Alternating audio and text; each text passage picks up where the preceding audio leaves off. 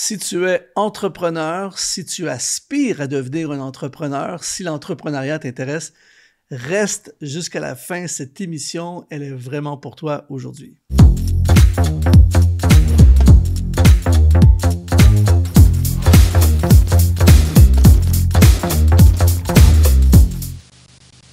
Bienvenue sur Exponentiel Podcast. Aujourd'hui, on va parler d'un sujet vraiment fascinant. On va parler d'entreprendre avec Dieu. On a un invité qui est très apprécié de la communauté exponentielle qu'on a eu d'ailleurs sur un podcast. Je vais vous en parler un peu plus tard. Mais on a avec nous Kevin Nyobo. Merci d'être avec nous, Kevin. On est vraiment content de t'avoir. Merci de l'invitation. C'est vraiment une joie. Kevin est un entrepreneur.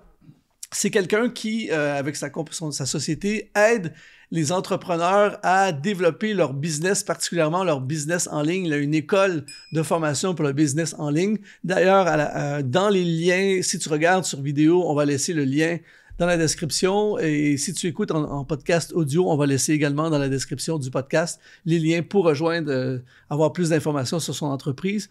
Et on a fait une vidéo ensemble il n'y a pas longtemps, Kevin, qui était sur deviens un entrepreneur et transforme ton avenir. Et d'ailleurs, je vais mettre le lien de ça également s'il y a des gens qui veulent regarder cette vidéo ou cet audio podcast. Et il y a eu énormément de succès. Les gens ont beaucoup apprécié. Et merci d'être avec nous aujourd'hui. Et puis, on va essayer de parler d'entreprendre avec Dieu. Ça va vraiment être ça notre sujet. Comment impliquer Dieu dans le projet entrepreneurial? Je veux juste offrir aux gens, Kevin, j'ai une formation gratuite qui s'appelle « Comment devenir ton propre patron cette année ».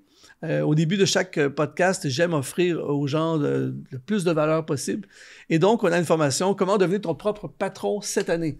Et donc, si ça t'intéresse, eh bien, tu vas dans le lien, encore une fois, dans la description de la vidéo ou dans la description du podcast.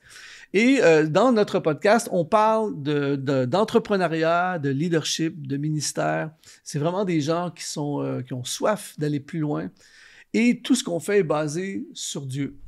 Et c'est pour ça que je voulais t'avoir, parce que tu es un entrepreneur, tu as du succès, tout ça. Mais je voulais avoir ta perspective sur entreprendre, mais impliquer Dieu. Quand je dis, Kevin, entreprendre avec Dieu, la première pensée qui te vient à l'esprit, c'est quoi? Comment ça résonne dans ton esprit? Comment ça résonne dans mon esprit? La première pensée d'entreprendre avec Dieu, c'est de chercher sa volonté. Chercher sa volonté, connaître sa volonté, et puis ensuite se poser la question, comment est-ce qu'à travers une entreprise, je peux réaliser sa volonté?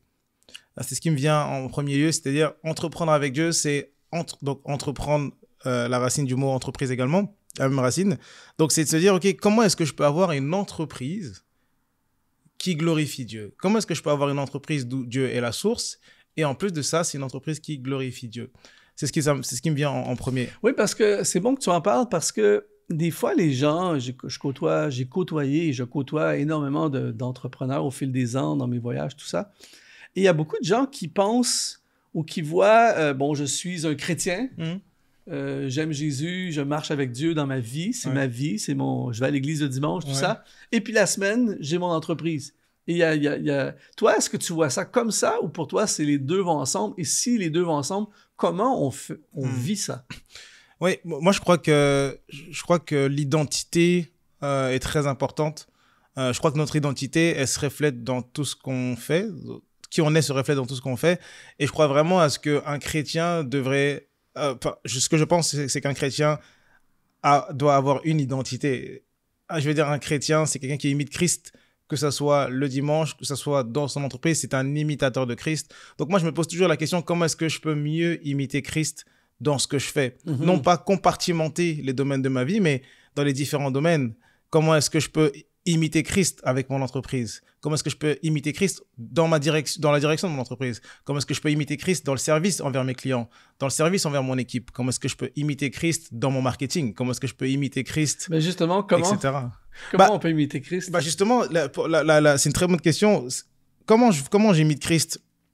Je commence avec avec vraiment des choses très simples et très logiques. Je commence par étudier les évangiles. Parce que c'est à travers les évangiles que je découvre le caractère de Christ. Je découvre que c'est un homme humble. Lorsqu'il était sur son passage sur la terre, il avait de l'humilité, il avait de la compassion, il avait la foi en Dieu, il avait de la discipline, il avait de la persévérance, il avait de l'obéissance, il avait de la fermeté aussi. Il savait être ferme quand il devait être ferme. Il était l'agneau, ce que j'aime bien dire ça souvent, Christ est l'agneau et le lion en même temps. C'est bon, ça. Il est l'ami, et il est tendre, et il est compatissant quand il a besoin de l'être. Et donc, il est quand aussi il le écoute lion. les plaintes des clients, il est l'agneau. Et puis ça. quand il va à la chasse aux clients, c'est le lion. C'est le lion également. Ou parfois aussi avec les clients dans son service. Dans l'occurrence, moi, je suis dans le coaching, dans l'industrie du conseil.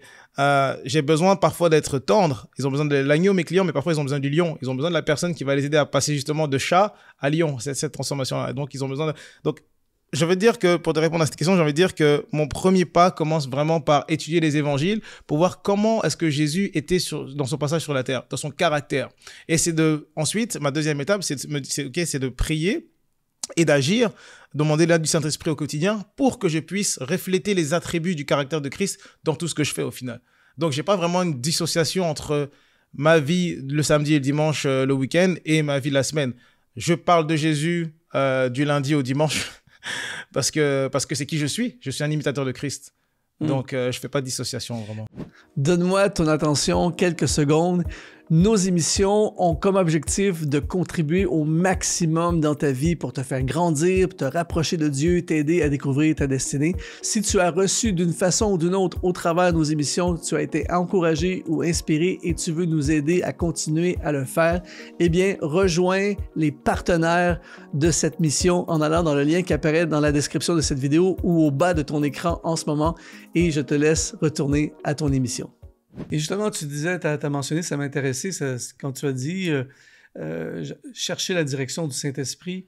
Dans la Bible, on a un bel exemple d'un entrepreneur. L'apôtre Paul est un méga entrepreneur. C'est un apôtre, mais c'est aussi entrepreneur, c'est-à-dire qu'il avait un business, il fabriquait des tentes pour financer son ministère. En fait, les deux synergisaient ensemble. Exact. J'utilise souvent cet exemple que Paul... En fait, il se servait de son ministère pour faire avancer son business et il se servait de son business pour faire avancer son ministère. Et l'apôtre Paul était extrêmement conduit par le Saint-Esprit. Et comment, aujourd'hui, au moment où on enregistre ce podcast, à l'ère moderne, comment un entrepreneur peut vivre justement la direction du Saint-Esprit? Comment toi, tu vis la direction du Saint-Esprit dans tes entreprises?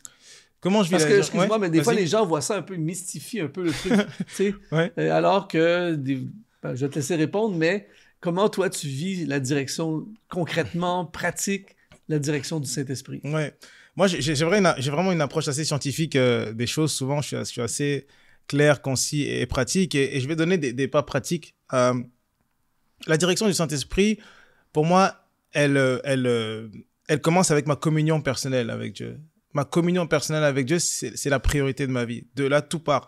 Parce que de ma communion personnelle avec Dieu, ça va influencer mon état d'esprit, comment je vais penser, ça va influencer les décisions que je vais prendre.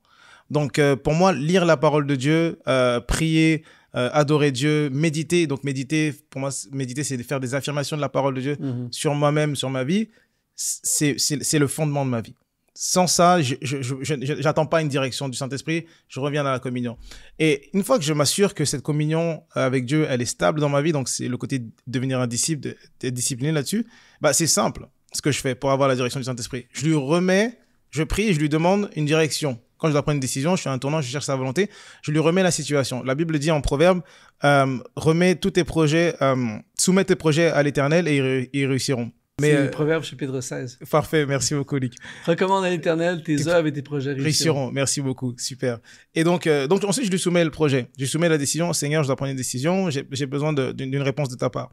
Et de manière pratique, comment ça se passe? Il y a plusieurs solutions. Souvent, je peux entendre un murmure à l'intérieur de moi et je vais me dire, OK, c'est la réponse du Saint-Esprit. Souvent, ça peut être à travers une parole d'un frère en Christ ou d'une sœur en Christ. Souvent, la réponse peut venir d'un inconnu. Elle peut aussi peut venir d'un inconnu. Parfois, elle peut venir à travers un verset de la Bible qui remonte à mon cœur ou que je suis en train de lire dans ma communion. Et parfois, j'ai pas de réponse. C'est important que je le mentionne. C'est important que je le mentionne. Et parfois, j'ai pas de réponse. Quoi faire quand on n'a pas de réponse? Peut-être que si tu te posais la question, je vais t'aider et je vais te dire comment je fonctionne. Quand j'ai pas de réponse de la part du Saint-Esprit, je prends une décision. bonne ou mauvaise, je sais que toute chose concourt au bien de ceux qui aiment Dieu, de ceux qui sont appelés selon son dessein. Alors, je me libère mon cœur de l'anxiété, je libère mon cœur de soupçonner le mal, je prends une décision. Et je dis deux choses. Seigneur, si c'est la bonne décision, ouvre les portes pour me confirmer ta volonté. Ou Seigneur, si c'est pas la bonne décision, alors ferme les portes pour me confirmer que c'est pas ta volonté. Aussi simple que ça. Et je laisse le temps. Donc, je prends une décision et je regarde le temps, les semaines, les mois qui arrivent. Et je crois que Dieu va répondre. Et comment les portes fermées, les portes ouvertes, c'est un sujet très intéressant, ça, surtout pour un entrepreneur. En fait, pour tout croyant, j'enseigne, j'ai fait des vidéos là-dessus, tout ça, mais ça me plairait d'entendre ta perspective d'entrepreneur là-dessus. En deux volets, la question. Un, comment se manifestent pour toi des portes... comment tu discernes qu'une porte est fermée, une porte ouverte ou fermée? Et deux, est-ce que tu as eu tendance ou ta tendance, comme certaines personnes des fois, à défoncer ou est-ce que tu as déjà défoncé des portes? C'est une super question. Comment je reconnais une porte ouverte, une porte fermée? Je m'appuie sur un verset de la Bible qui est aussi en Proverbe 10, je crois, qui dit que la bénédiction de l'Éternel est suivie d'aucun chagrin. Je crois que la bénédiction de l'Éternel, lorsque Dieu ouvre la porte, c'est suivi d'aucun chagrin. Quand c'est pas de Dieu, il y a quelque chose qui se passe et qui m'apporte du chagrin. C'est bon. Ça, c'est un point de repère que j'ai. Okay. Est-ce que tu as déjà... Oui, est-ce que j'ai déjà forcé? Ouais. Est-ce que j'ai déjà forcé les portes? Ouais. Oui, j'ai déjà forcé les portes. Okay. J'ai déjà été le Jonas qui a été coincé dans le poisson à Ninive. J'ai déjà fait ça plusieurs fois jusqu'à ce que j'apprenne la leçon, d'ailleurs. Donc, ça m'arrive d'être impatient. Ça m'arrive d'être impatient, de manquer de patience. Ça m'arrive de manquer de... En tant qu'entrepreneur...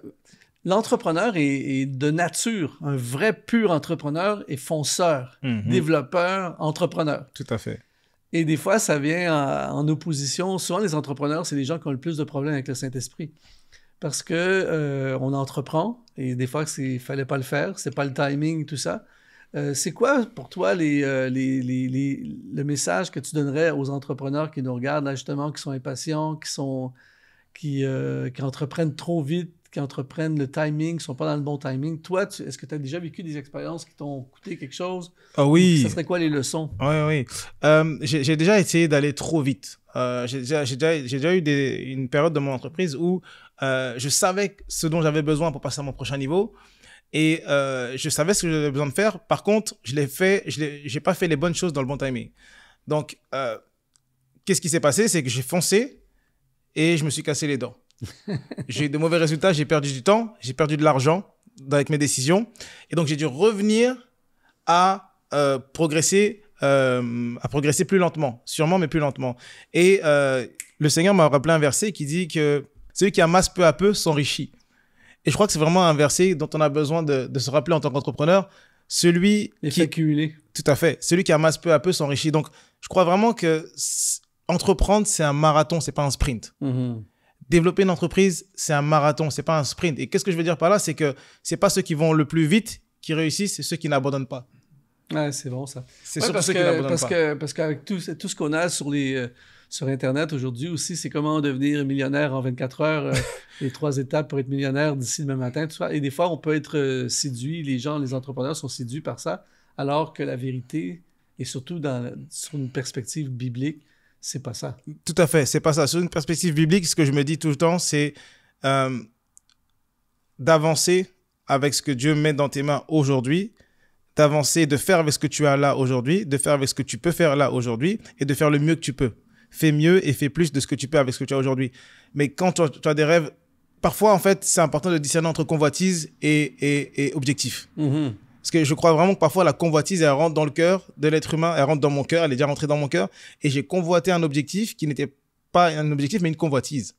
C'est bon. Tandis qu'un objectif, c'est ta prochaine étape.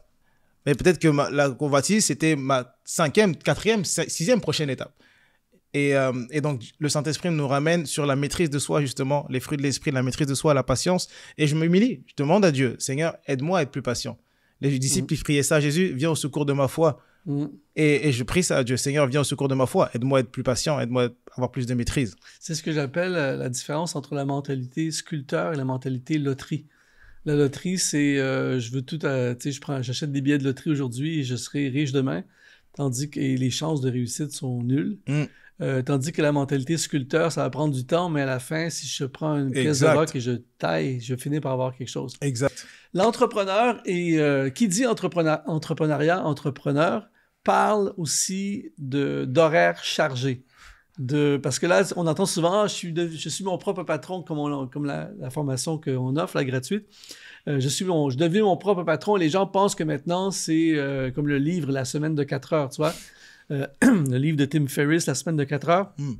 Mais la vérité, c'est que la plupart des entrepreneurs travaillent plus souvent que le salarié. Et pourquoi je te parle de ça? Pour t'amener à la question suivante.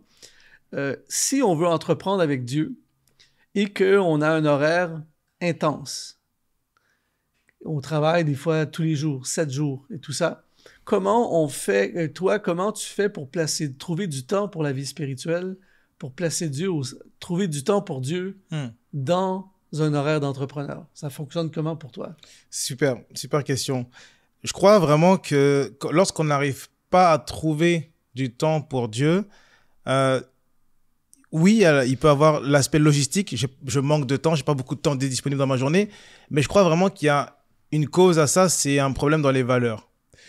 Je regarderai quelles sont mes valeurs. Est-ce que dans mes valeurs, parce que c'est les valeurs qui influencent nos décisions, notre façon de faire, donc est-ce que dans mes valeurs, Dieu est la priorité ou est-ce que l'argent est la priorité? Est-ce que dans mes valeurs, le travail est la priorité ou est-ce que c'est Dieu est la priorité? Est-ce que dans mes valeurs, c'est la famille en priorité ou est-ce que c'est Dieu en priorité? Et comme dans mes valeurs, c'est Dieu en priorité, je m'assure que le matin, en fait, j'ai toujours un temps pour Dieu. Parce que c'est ma valeur la plus haute, Dieu. C'est pas ma famille, c'est pas l'argent, c'est pas le travail, c'est pas le ministère ou quoi que ce soit, c'est Dieu. Donc, ma relation personnelle avec lui, c'est non négociable pour moi. C'est bon. C'est non négociable parce que c'est ma valeur la plus haute. Donc, je dirais que c'est important de regarder la valeur, ses valeurs. Parce que j'ai vraiment pas l'argent en priorité et j'ai vraiment Dieu en priorité. Et deuxièmement, je regarderai si éventuellement j'ai ma valeur la plus haute, c'est vraiment Dieu, mais que j'ai du mal de manière pratique à prendre du temps pour Dieu. Eh ben, il y a des choses très pratiques et très terre à terre qu'on peut faire. Par exemple, c'est vérifier comment mon temps est dispatché dans ma journée.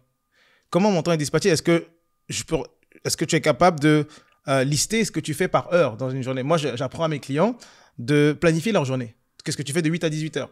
Quel est l'objectif pour chaque heure dans ta journée? Et je leur demande de mettre un temps pour de la gratitude, pour la communion avec Dieu, pour les affirmations, pour le développement personnel de ses compétences, etc. Parce que c'est non négociable. Pour moi, c'est le fondement de la vie d'un entrepreneur et c'est le fondement d'une entreprise chrétienne aussi. C'est d'avoir cette communion fraîche avec Dieu. Donc, il y a vraiment il faut mettre une intentionnalité finalement. Tout à fait. C'est que si on attend d'avoir du temps, il n'y en aura pas. Il n'y en aura jamais. Il faut prendre le temps. Il faut prendre le temps et se dire en fait que c'est un temps qui est non disponible. Moi, je sais que de 8h à 9h, je suis non disponible pour qui que ce soit. Ni pour ma famille, ni pour le travail.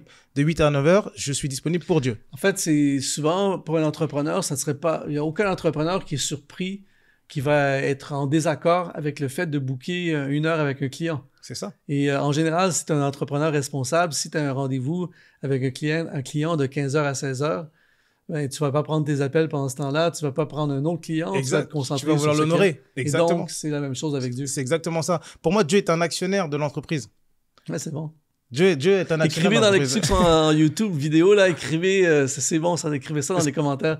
Dieu est l'actionnaire de mon entreprise. Dieu est un actionnaire de mon entreprise. Actionnaire principal. Principal. Parce que si on revient au projet de base, c'est comment est-ce que je peux créer une entreprise pour glorifier Dieu. Donc, ça reste la source. Et donc, Dieu est un actionnaire. Donc, c'est important que j'ai du temps avec mon actionnaire.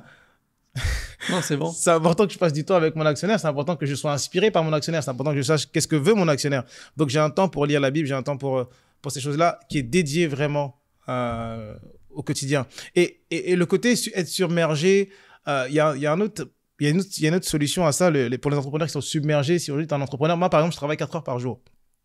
J'ai une entreprise en ligne et une équipe et des systèmes en place qui me permettent de travailler 4 heures par jour. Donc, la semaine de 4 heures de Tim Ferriss, je ne sais pas si c'était 4 heures. Ah, la semaine de 4 heures, lui, c'était. Oui, moi, je suis à la journée de 4 heures. C'est déjà pas mal. C'est déjà pas mal. Pourquoi? Parce qu'aujourd'hui, à l'ère où nous vivons, c'est possible de pouvoir effectivement avoir un business en ligne et des systèmes qui travaillent pour nous 24 heures sur 24 et une équipe qui peut nous aider dans notre mission d'entreprise à travailler, à avoir finalement une qualité de vie. Ça, je prône ça. Je prône vraiment que l'entreprise devrait être au service de l'entrepreneur et l'entrepreneur ne devrait pas être au service de son entreprise parce que il y a beaucoup de personnes qui passent d'employés à entrepreneurs. Au bout d'un moment, ils étaient esclaves d'un patron, ils étaient esclaves d'un salaire, et tout d'un coup, ils sont esclaves de leur entreprise. Pourquoi? Parce qu'ils ont des mauvaises fondations. Leur temps est dirigé, l'entreprise, ils sont esclaves de l'entreprise, donc leur temps est imposé par l'entreprise. L'énergie est imposée par l'entreprise, etc. Pourquoi? Parce qu'il y a des mauvais fondements dans leur entreprise. Tandis que s'il y a des bons fondements dès le départ, tu as un fondement, tu as un processus pour ton marketing et ensuite tu sais déléguer ce processus. Tu as un processus pour tes ventes, ensuite tu sais déléguer ou automatiser ce processus. Ensuite, tu as un processus pour le service de tes clients et ensuite tu sais déléguer ou automatiser ce processus. Bah, en fait, au final, tu n'as pas besoin de travailler 6 heures, 8 heures par jour. On va faire un autre podcast avec toi sur justement la gestion du temps d'un entrepreneur. Ça serait vraiment intéressant. On va parler de l'argent. Yes. Sujet très intéressant pour les entrepreneurs et sujet aussi très intéressant pour les enfants de Dieu. Yes. Souvent, quand on parle d'argent et de Dieu, ça fait paniquer les gens. Parce qu'on entend souvent l'amour de l'argent est la racine de tous les maux. D'ailleurs, il y a beaucoup de gens qui... J'ai vu plein de vidéos des fois où les gens ils disent l'argent est la racine de tous les maux. Et en fait, c'est même pas biblique parce que le vrai verset, c'est l'amour de l'argent est la racine de tous les maux.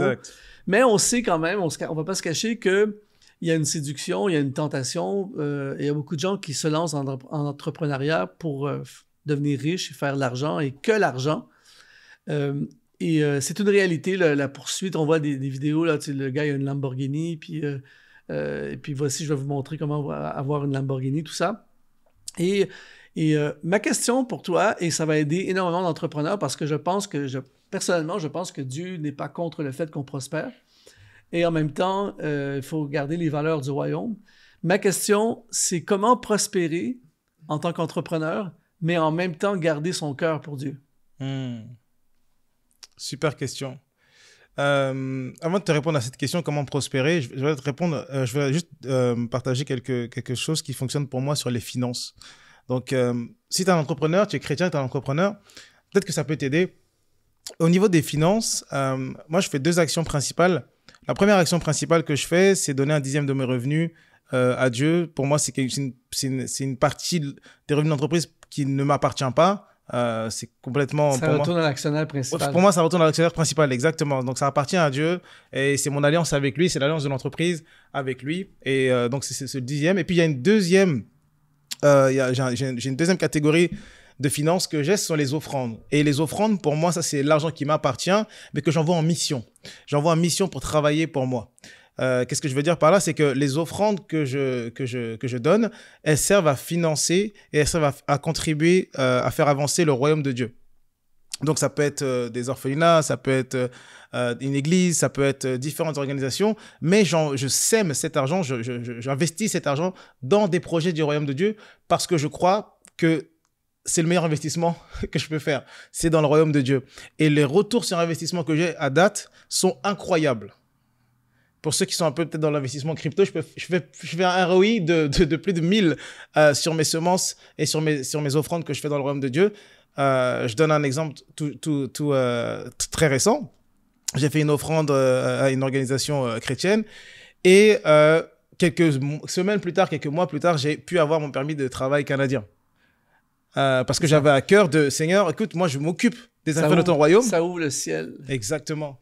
Je crois vraiment que quand on s'aime pour s'occuper des affaires de notre Père, eh ben, derrière les rideaux, d'une manière incognito, il s'occupe de nos affaires aussi. Donc, je voulais juste partager ces 2 astuces-là. J'ai les édimes et les offrandes qui est mon argent en mission. Comment garder son cœur lorsqu'on prospère? Proverbe 1,7, la crainte de l'Éternel est le commencement de la science, commencement de la sagesse, et les insensés méprisent la sagesse et l'instruction. Ce proverbe-là, pour moi, comment je le comprends, c'est que, étant donné que la crainte de l'Éternel, c'est le commencement de la sagesse, ce que je comprends par là, c'est que le commencement de la folie, le contraire de la sagesse, c'est de ne plus craindre l'Éternel. Et je ne veux pas devenir un fou. Mm-hmm. Je ne veux pas devenir un fou, je ne veux pas devenir un insensé. Alors, j'applique mon cœur à craindre l'Éternel. J'applique mon cœur à garder ses instructions et ses principes dans mon cœur pour ne pas devenir un fou. Parce que c'est très facile de tomber dans l'orgueil. C'est très facile de tomber dans l'attitude de « je n'ai pas besoin de Dieu pour prospérer ». Ce sont mes propres compétences, ce sont mes propres efforts qui m'ont amené là où je suis. C'est très facile de tomber dans l'ego et de se dire « ok, j'ai plus besoin même des autres pour réussir. Ah, mon équipe, mes clients, je vais plus les servir autant que je les servais avant parce que maintenant, je suis autosuffisant. » Et je crois vraiment que ce sont des pièges. Et donc, il y a aussi un verset en Deutéronome 8:17 qui dit « Garde-toi de dire en ton cœur, ma force et la puissance de ma main m'ont acquis ces richesses. » En Deutéronome 8:14 aussi, on a « Prends garde que ton cœur ne s'enfle et que tu n'oublies l'Éternel, ton Dieu, qui t'a fait sortir du pays d'Égypte, de la maison de la servitude. » En Psaume 119, on a « Donne-moi l'intelligence pour que je garde ta loi et que j'observe de tout mon cœur. » Donc, on a plusieurs versets dans la Bible comme ça qui nous mettent en garde de l'orgueil, de nous mettre en garde de prospérer, d'avoir un succès, d'avoir une abondance financière et d'oublier d'où est-ce qu'on vient. Et on a aussi le psalmiste qui demande « Seigneur, aide-moi à continuer à observer ta loi. » Donc, on se rend compte que ce piège-là est véritable, il existe vraiment et qu'on a besoin de la grâce de Dieu pour nous aider à rester, à demeurer dans l'humilité, à demeurer dans la gratitude et dans la crainte de l'Éternel. Donc, l'entrepreneur qui tout à coup se met à faire beaucoup d'argent, tant mieux, on vous le souhaite de tout cœur, qui se met à prospérer, tout ça, en fait, l'idée, c'est de reprendre tout ce que tu as dit depuis le début, finalement. C'est de marcher avec comme valeur Dieu en priorité. Mais on est d'accord pour dire qu'il peut y avoir la tentation. C'est facile des gens qui n'ont pas d'argent de dire ça, mais quand tu commences à avoir à toucher de l'argent, viennent des nouvelles tentations. Ça serait quoi le conseil à un jeune entrepreneur ou un moins jeune qui se met à prospérer? Tout à coup, il y a une faveur, il y a une bénédiction, il y a une faveur, et là, il va y avoir des nouvelles tentations. Moi, je crois que des gens ultra fortunés, chrétiens, font face à des tentations que le gars fauché n'aura pas. Complètement d'accord avec toi. 100%. Je pense que ton niveau de prospérité est égal à ton niveau de défi. Proportionnellement à ton niveau de prospérité, tu auras proportionnellement des attaques et des défis à surmonter. Donc, effectivement, les défis d'une personne qui gagne 2 000 € par mois ne sont pas les défis d'une personne qui gagne 200 000 € par mois. Donc, c'est des tentations complètement différentes. Comment faire face de manière pratique? C'est sûr que ça va dépendre de beaucoup de choses parce que les tentations sont différentes. Il peut y avoir des tentations au niveau de l'orgueil, de l'argent, c'est-à-dire avoir ce sentiment d'autorité, d'autosuffisance, de supériorité par rapport aux autres, etc. Ça peut être des tentations sexuelles, ça peut être des tentations au sujet de... il peut y avoir différents types, on le voit même dans la Bible, il y a Saül qui a eu des tentations là-dessus, il y a David lui-même, quand il était roi, il a eu des tentations là-dessus. Donc, je pense que ça dépend beaucoup des situations et des cas de tentation. Donc, je vais parler plus en termes de principe plutôt que de situation de cas par cas. Par principe, je pense que l'environnement est une clé. Les personnes avec qui tu t'entoures. Je pense que c'est super important d'avoir des garde-fous. D'avoir des personnes qui te connaissent. Mais quand je dis qui te connaissent, qui sont capables de connaître nos zones d'ombre aussi. Parce qu'on est des êtres humains. On n'est pas parfait. Donc, on a besoin d'avoir des garde-fous. Notre environnement, les amis qu'on fréquente, les membres de notre famille, les personnes qu'on rencontre à l'église, peu importe, mais on a besoin d'avoir des garde-fous, des gens qui nous connaissent, qui savent nos zones d'ombre. Et quand je dis nos zones d'ombre, je parle de la vie secrète. Des personnes qui connaissent notre vie secrète, qui connaissent nos failles, qui connaissent nos défauts, nos péchés, etc., secrets, et à qui on est capable d'être vulnérable pour pouvoir recevoir de l'aide. C'est très bon, ça. Parce que si on n'a personne avec qui on peut être vulnérable sur nos zones d'ombre, puis ça, Kevin, j'enseigne la même chose aux gens qui sont dans le ministère. Ils ne sont pas nécessairement riches financièrement, mais peu importe, parce que là, on s'adresse à des gens dans le ministère, à des leaders, à des entrepreneurs. Le leader qui n'a pas des personnes... celui qui fréquente les sages devient sage. Et si tu n'es pas entouré de gens sages autour de toi, c'est certain que c'est très dangereux dans n'importe quelle sphère de tentation ou d'influence. Justement, je voulais parler des pièges des entrepreneurs. Des pièges, il y a différents genres de pièges qui guettent l'entrepreneur. Et celui qui va entreprendre avec Dieu va avoir un discernement supplémentaire. Mais j'aimerais que tu nous parles quand même des pièges, que ce soit au niveau des pièges d'investissement, des pièges d'association. Comment tu vois les pièges? Comment je vois les pièges? C'est sûr que le premier piège, c'est les associations. J'aimerais parler de ça. Parce qu'en tant qu'entrepreneur, surtout quand tu commences à avoir du succès, ce qui va se passer, c'est que tu vas être sollicité. Et donc, tu as besoin de développer une compétence que j'appelle la compétence à dire non. Tu devrais devenir bon à dire non. Ta première réponse devrait être non. Et ensuite, si jamais tu as une étude de la proposition, ça se bascule en oui. Mais ton premier réflexe, ce serait dire non. Non au temps qu'on te demande d'investir, non à l'énergie qu'on te demande d'investir, non aux finances qu'on te demande d'investir. Non, par défaut. C'est ce que j'ai développé comme compétence. Après, si c'est vraiment de Dieu, la personne va rester ou le projet va subsister et peut-être que ça va devenir un oui, mais par défaut, c'est non. Et dans les associations, tu vas avoir des sollicitations, tu vas avoir des gens qui vont te proposer des choses. Ce qui est vraiment fondamental pour moi, il y a 2 critères. Le premier, c'est de partager le même projet. C'est-à-dire que tu as une entreprise, tu as un projet d'entreprise, ton entreprise vit pour un but, elle existe pour un but, pour répondre à une mission. Si la personne avec qui tu t'associes pour travailler, vous n'avez pas le même projet, vous n'avez pas un projet commun, ça va être compliqué de durer ensemble et ça va être compliqué de travailler ensemble. Si l'autre veut vendre des pains et que toi, tu veux vendre des conseils en sport, Ça va être compliqué. Vous pouvez être amis, vous pouvez être membres, cousins, cousines, vous pouvez être frères et sœurs, vous pouvez être conjoints même, mais être partenaire, ça va être compliqué. Parce que d'un point de vue factuel, dans les faits ne vous rassemblent pas. Donc, le premier critère, c'est vraiment d'avoir un projet commun. Le deuxième critère dans les associations que je recommande, c'est vraiment de partager les valeurs. Les valeurs communes. Parce que c'est comme dans un mariage, si les valeurs ne sont pas communes, vous n'allez pas pouvoir faire un long chemin ensemble. Parce que les valeurs vont déterminer comment est-ce que vous allez prendre des décisions.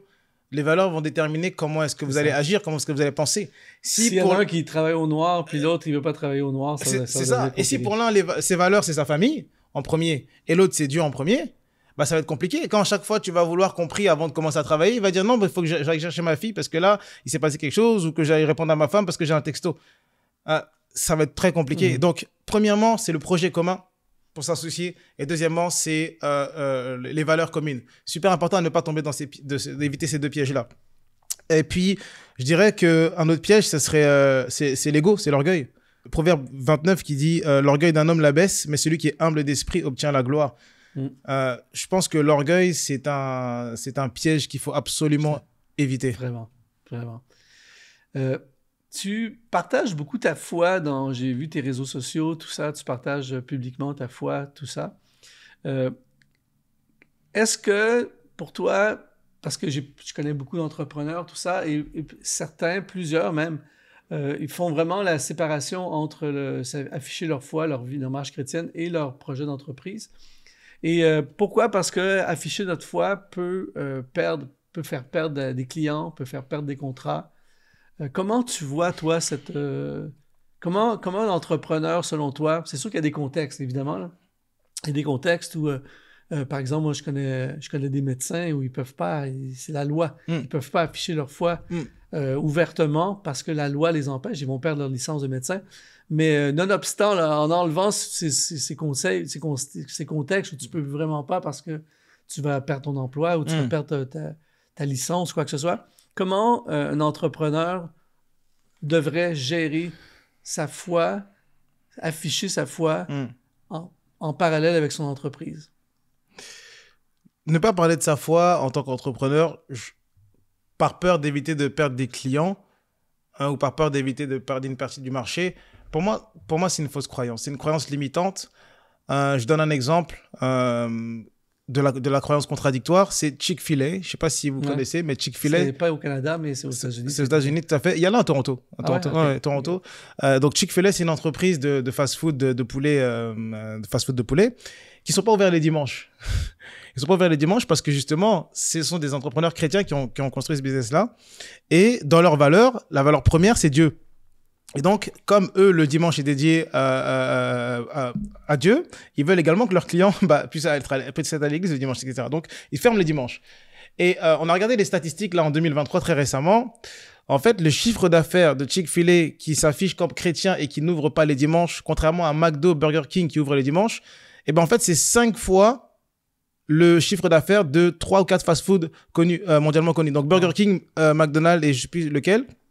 Chick-fil-A fait 5 fois son chiffre d'affaires alors qu'il travaille moins.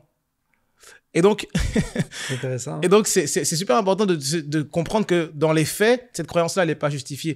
De la même manière aussi, moi j'avais cette croyance-là au début et j'ai eu des faits qui sont avérés que cette croyance n'est pas justifiée. J'ai des clients qui viennent parce que je suis chrétien. C'est parce que justement, je partage les mêmes valeurs qu'eux, qui se disent, OK, je préfère investir chez un chrétien un bon montant d'argent pour me faire former en tant qu'entrepreneur que d'aller chez quelqu'un qui n'a pas forcément les mêmes valeurs que moi. Peut-être que là, ici, chez un chrétien, je vais être mieux traité, il va mieux me comprendre, etc., etc. Donc, je crois vraiment que c'est une croyance qui limite beaucoup de gens. Je pense que tu devrais parler de Jésus parce que c'est ta première mission, prêcher l'évangile. Et je pense qu'une des choses, on n'aura pas le temps d'élaborer là-dessus aujourd'hui, mais je pense qu'aussi c'est l'approche, la façon d'afficher ta foi, la façon d'en parler. L'apôtre Paul dit avec les Juifs, je me suis fait juif, avec les Grecs, je me suis fait grec, yes. Et avec les faibles, je me suis fait faible, yes. Pour que les gens y comprennent. Pour que de toute manière, j'en gagne quelques-uns. C'est ça, exactement. Et je pense que de toute manière, c'est notre mission première. Jésus nous a sauvés pour être des ambassadeurs et prêcher l'évangile, annoncer la bonne nouvelle de la grâce de Dieu. Donc, c'est notre mission première. Pourquoi ne pas le faire à travers tout ce que Dieu nous donne, tous les moyens qu'on a dans les priorités dans l'entrepreneur chrétien, selon moi, il y a la communion personnelle avec Dieu et la deuxième, juste après, c'est de prêcher l'évangile. Je prêche l'évangile en toute occasion à des inconnus, à mes clients, à des prospects, à des membres de ma famille, des inconnus, que ce soit sur Internet ou en physique. Il y a des clients qui viennent me voir, qui disent, Kevin, tu sais, t'es une sorte de Jésus, là. Tu peux m'en parler, s'il te plaît? J'ai des clients qui me disent, écoute, tu n'en parles pas en coaching de groupe, s'il te plaît, mais tu sais, ce dimanche-là, je suis allé à l'église. Toi, je vois que tu vas à l'église tout le temps, mais ce dimanche-là, je suis allé à l'église, j'ai senti une paix. J'ai des clients qui viennent me voir, qui disent, écoute, moi, j'ai embarqué chez toi parce que, tu sais, je suis pas chrétien et tout, mais je vois ta foi, ça m'inspire. J'aimerais savoir pourquoi on existe, c'est quoi Dieu, etc., etc. Bon. À combien de personnes j'ai prêché l'évangile à des inconvertis, des gens qui sont venus dans la méthode des femmes parce que, tout simplement, je parle de Jésus. Et Dieu n'aurait jamais pu utiliser quelqu'un qui prêche pas. En fait, nous sommes tous des évangélistes, mais certains sont déguisés en entrepreneurs, exact. D'autres en ingénieurs, d'autres en médecins, d'autres en profs d'école. Exact. Et donc, entreprendre avec Dieu, c'est la clé. En fait, tu m'as inspiré à fond, là, tu m'as vraiment inspiré. Écrivez dans les commentaires si ça vous a inspiré, si ça vous a parlé. Kevin, j'ai à cœur qu'on termine ce podcast aujourd'hui en priant pour chaque entrepreneur qui nous regarde. Pour toi, on veut prier pour toi, qui nous écoute en audio ou en vidéo. J'aimerais que tu fasses monter vers Dieu une prière que Dieu devienne le centre, vraiment, de chaque entrepreneur. Moi, je suis d'accord avec toi à 100% dans tout ce que tu as dit. Je crois vraiment que Dieu, si on bâtit sur Dieu, si on bâtit sur la fondation ultime, on ne peut pas perdre. Peut-être que je vais perdre cette semaine, peut-être que je vais perdre un client, peut-être que peut-être parce que je perds de l'argent parce que je donne à Dieu, tout ça, à court terme. Mais le succès va nous attraper, exact. C'est assuré. Il va vous poursuivre. La bénédiction te poursuivra dans toutes tes entreprises. Amen. Si tu mets Dieu en fondation. Donc, j'aimerais ça que tu puisses prier. Et après la prière, je veux t'annoncer quelques trucs. Alors, vas-y. Let's go. Merci Seigneur pour chaque auditeur et chaque personne qui regarde ce podcast aujourd'hui. Je prie, Seigneur Dieu, que tu étendes ta main sur chaque personne qui écoute et qui regarde ce podcast aujourd'hui et que tu permets, Seigneur Dieu, une transformation dans son cœur aujourd'hui. Permets, Seigneur, que les paroles qui ont été semées dans son cœur, Seigneur Dieu, puissent se transformer en révélation et se transformer en action. Je prie, Père, dans le nom de Jésus-Christ, que tu puisses étendre ta main et créer des transformations, Seigneur, dans leur mentalité, Seigneur Dieu, qui vont impacter, Seigneur Dieu, leur vie, mais la vie aussi de leur famille, Père. Amen. Je prie dans le nom de Jésus-Christ, Seigneur Dieu, que tu puisses les aider à demeurer dans ta parole, à demeurer dans ton esprit, à chercher à te connaître et à chercher à te faire connaître à travers leur entreprise dans le nom de Jésus. Merci Seigneur Dieu, parce que c'est ta bénédiction qui enrichit et qui n'ajoute aucun chagrin, et je crois profondément que beaucoup de personnes aujourd'hui vont être impactées et transformées dans qui ils sont et dans ce qu'ils font. Au nom de Jésus-Christ que j'ai prié. Amen. Amen. Merci, Kevin. Alors, si tu veux rejoindre Kevin d'une façon ou d'une autre, on va tout mettre dans la description de la vidéo et de l'audio podcast, les liens pour rejoindre... une communauté privée gratuite. C'est ça, pour rejoindre ta communauté, tout ça.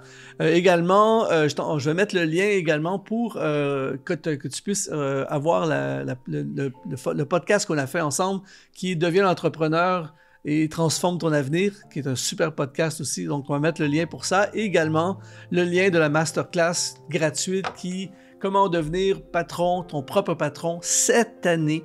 Alors, si tu as été inspiré, si tu as été activé, si tu as vécu quelque chose avec Dieu pendant ce podcast, eh bien, mets un like, bombarde le chat de commentaires, abonne-toi à la chaîne si tu es en vidéo et abonne-toi aussi. N'aie pas peur de faire des commentaires, de mettre les 5 étoiles sur le podcast. Yes. Alors, on est vraiment honoré de te servir. Merci, Kevin. C'est toujours une très, très grande bénédiction de t'avoir. Je souhaite plein succès dans toutes tes entreprises. Amen. Et on va t'avoir encore pour d'autres podcasts dans le futur. Alors, sois exponentialisé.